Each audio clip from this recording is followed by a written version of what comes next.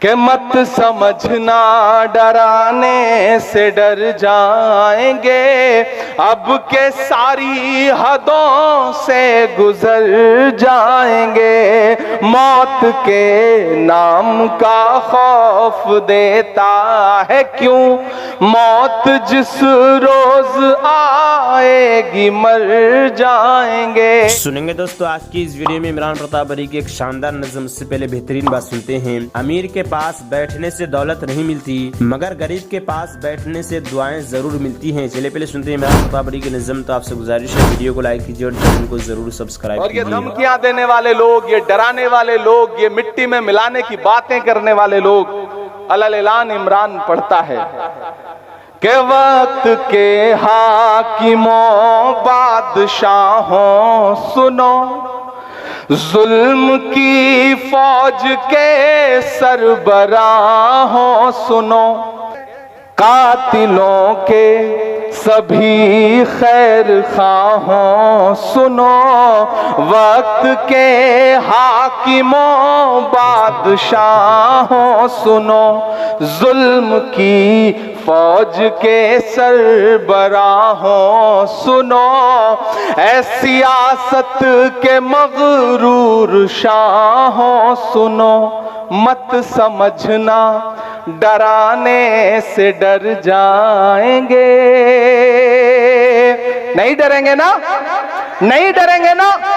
میں اشفاق کریم صاحب سے بیٹھے ہوئے ایک بات کہہ رہا تھا کہ پچھلے کئی سال سے میں یہ دیکھ رہا ہوں، معروف صاحب میں مسلسل دیکھ رہا ہوں کہ مشاعرے ہوتے تھے، مجلسیں ہوتی تھیں، بہت سارے اور کلچرل ایونٹ ہوتے تھے، کمیونٹی میں ڈر سا بیٹھ گیا ہے، پروگرامز کم ہو گئے، لوگوں نے جشن منانا بند کر دیا، لوگوں نے مسکرانا کم کر دیا۔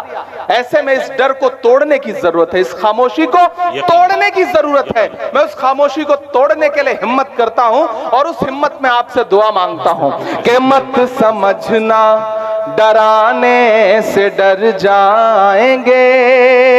تیار رہنا التحاٹ والوں کہ مت سمجھنا ڈرانے سے ڈر جائیں گے، اب کے ساری حدوں سے گزر جائیں گے، مت سمجھنا۔ ابھی اتنے سے کام نہیں چلے گا، ادھر کے لوگ خاموش ہیں، ادھر کے لوگ بالکل ایسے بیٹھے ہیں جیسے بس چپی ساتھ رکھی ہو، سب کی شرکت ہو، سب شامل ہو اس مشاعرے کو مشاعرہ بنانے میں۔ میں پھر سے پڑھتا ہوں، پہنچائیے دلی تک، پہنچائیے پورے ہندوستان میں ان مصروں کو کہ مت سمجھنا ڈرانے سے ڈر جائیں گے، اب کے ساری حدوں سے گزر جائیں گے۔ اگلے مصرے پہ داد دینی ہے، ایڈوانس پیمنٹ مت دیجئے، چوتھا جو مصرع ہے اس پہ داد دیجئے کہ مت سمجھنا ڈرانے سے ڈر جائیں گے، اب کے ساری حدوں سے گزر جائیں گے، موت کے نام کا خوف دیتا ہے کیوں، موت کے نام کا خوف دیتا ہے کیوں، موت جس روز آئے گی مر جائیں گے، مت سمجھنا ڈرانے سے ڈر جائیں گے، اب کے ساری انجینئر محمد اسلم علی صاحب گلپوشی فرما رہے ہیں کہ ہم نے زمزم دیا، آب گنگا دیا۔ میں نے کہا نا اس طرف مندر ہے، ادھر اسٹیج پر بہت شکریہ۔ ایک بار پرزور تالیاں بجائیں اپنے محبوب شاعر کے لیے۔ کیا اچھا کچھ لوگوں نے تو ماشاءاللہ صرف یہی کام کر رکھا ہے، شاعر کو مالا پہنانی ہے۔ اگلی بار میں اسلم بھائی سے بات کروں گا، یہ مشاعرہ 2 دن ہوگا، ایک دن صرف مالا پہنائی جائے گی، ایک دن صرف شاعری ہوگی، تو اچھا رہے گا۔ اب یہ سلسلہ بند کر دیں، آپ صرف تھوڑا سا بیچاروں کے جو ماحول بنا ہے اس میں یہ ماحول بنا رہنے دیا جائے کہ مت سمجھنا ڈرانے سے ڈر جائیں گے، اب کے ساری حدوں سے گزر جائیں گے، موت کے نام کا خوف دیتا ہے کیوں، موت جس روز آئے گی مر جائیں گے. دوستو عمران بھائی کی نظم سننے کے بعد آپ اپنی رائے میں کیا کرنا چاہتے ہیں وہ نیچے کمنٹ باکس میں ضرور بتائیں. یہ دوستو منتخب احادیث کتاب سے کچھ احادیث سنتے ہیں. حضرت ابو ہریرہ رضی اللہ عنہ سے روایت ہے کہ رسول اللہ صلی اللہ علیہ وسلم نے ارشاد فرمایا اللہ تعالیٰ قیامت کے دن فرمائیں گے آدم کے بیٹے میں بیمار ہوا تم نے میری عبادت نہیں کی تم نے میری عیادت نہیں کی. بندہ عرض کرے گا اے میرے رب میں کیسے آپ کی عیادت کرتا آپ تو رب العالمین ہیں بیمار ہونے کے عیب سے پاک ہیں.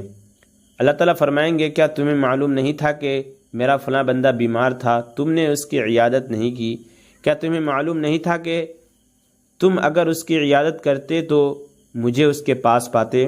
آدم کے بیٹے میں نے تم سے کھانا مانگا تھا تم نے مجھے نہیں کھلایا. بندہ عرض کرے گا اے میرے رب میں آپ کو کیسے کھانا کھلاتا آپ تو رب العالمین ہیں. اللہ تعالیٰ فرمائیں گے کیا تمہیں معلوم نہیں تھا کہ میرے فلاں بندے نے تم سے کھانا مانگا تھا تم نے اس کو کھانا نہیں کھلایا. کیا تمہیں معلوم نہیں تھا کہ تم اگر اس کو کھانا کھلاتے تو تم اس کا ثواب میرے پاس پاتے.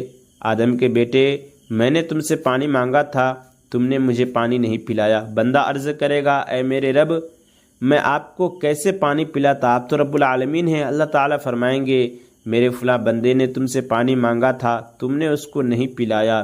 اگر تم اس کو پانی پلاتے تو تم اس کا ثواب میرے پاس پاتے.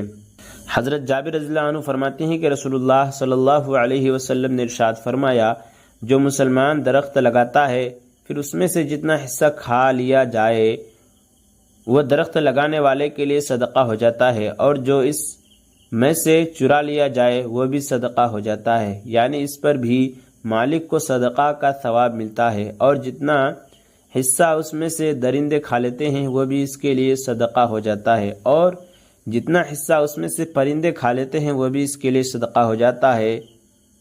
غرض یہ کہ جو کوئی اس درخت میں سے کچھ بھی پھل وغیرہ لے کر کم کر دیتا ہے تو اس درخت لگانے والے کے لیے صدقہ ہو جاتا ہے.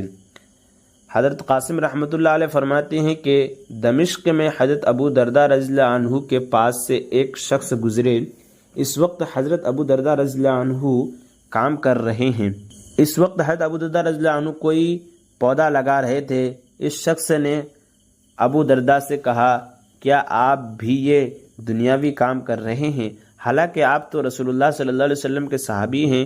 حضرت ابو درداء رضی اللہ عنہ نے فرمایا مجھے ملامت کرنے میں جلدی نہ کرو میں نے رسول اللہ صلی اللہ علیہ وسلم کو ارشاد فرماتے ہوئے سنا جو شخص پودا لگاتا ہے اور اس میں سے کوئی انسان یا اللہ تعالیٰ کے مخلوق میں سے کوئی مخلوق کھاتی ہے تو وہ اس پودا لگانے والے کے لیے صدقہ ہو جاتا ہے. حضرت ابو ایوب انصاری رضی اللہ عنہ روایت کرتے ہیں کہ رسول اللہ صلی اللہ علیہ وسلم نے ارشاد فرمایا جو شخص پودا لگاتا ہے پھر اس درخت سے جتنا پھل پیدا ہوتا ہے اللہ تعالیٰ پھل کی پیداوار کے بقدر پورا کرنے والے کے لیے اجر لکھ دیتے ہیں. حضرت ابن عباس رضی اللہ عنہما سے روایت ہے کہ رسول اللہ صلی اللہ علیہ وسلم نے ارشاد فرمایا اللہ تعالیٰ نے نیکیوں اور برائیوں کے بارے میں ایک فیصلہ فرشتوں کو لکھوا دیا. پھر اس کی تفصیل یوں بیان فرمائی کہ جو شخص نیکی کا ارادہ کرے اور پھر کسی وجہ سے نہ کر سکے تو اللہ تعالیٰ اس کے لیے پوری ایک نیکی لکھ دیتے ہیں اور اگر ارادہ کرنے کے بعد اس نیکی کو کر لے تو اس لیے اللہ تعالیٰ 10 نیکیوں سے 700 تک بلکہ اس سے بھی آگے کئی گنا تک لکھ دیتے ہیں. اور جو شخص کسی برائی کا ارادہ کرے اور پھر اس کے کرنے سے رک جائے تو اللہ تعالیٰ اس کے لیے ایک پوری نیکی لکھ دیتے ہیں کیونکہ اس کا برائی سے رکنا اللہ تعالیٰ کے ڈر کی وجہ سے ہے اور اگر ارادہ کرنے کے بعد اس نے وہ گناہ کر لیا تو اللہ تعالیٰ اس کے لیے ایک ہی گناہ لکھتے ہیں. حضرت انس بن مالک رضی اللہ عنہ سے روایت ہے کہ رسول اللہ صلی اللہ علیہ وسلم نے ارشاد فرمایا تو نے مدینہ میں کچھ ایسے لوگوں کو چھوڑا ہے کہ جس راستے پر بھی تم چلے جو کچھ بھی تم نے خرچ کیا اور جس وادی سے بھی تم گزرے وہ ان اعمال کے اجر و ثواب میں تمہارے ساتھ شریک رہے. صحابہ رضی اللہ عنہم نے عرض کیا یا رسول اللہ وہ کیسے ہمارے ساتھ شریک رہے حالانکہ وہ تو مدینہ میں ہی ہے. نبی کریم صلی اللہ علیہ وسلم نے ارشاد فرمایا وہ تمہارے ساتھ نکلنا چاہتے تھے لیکن عذر نے ان کو روک دیا.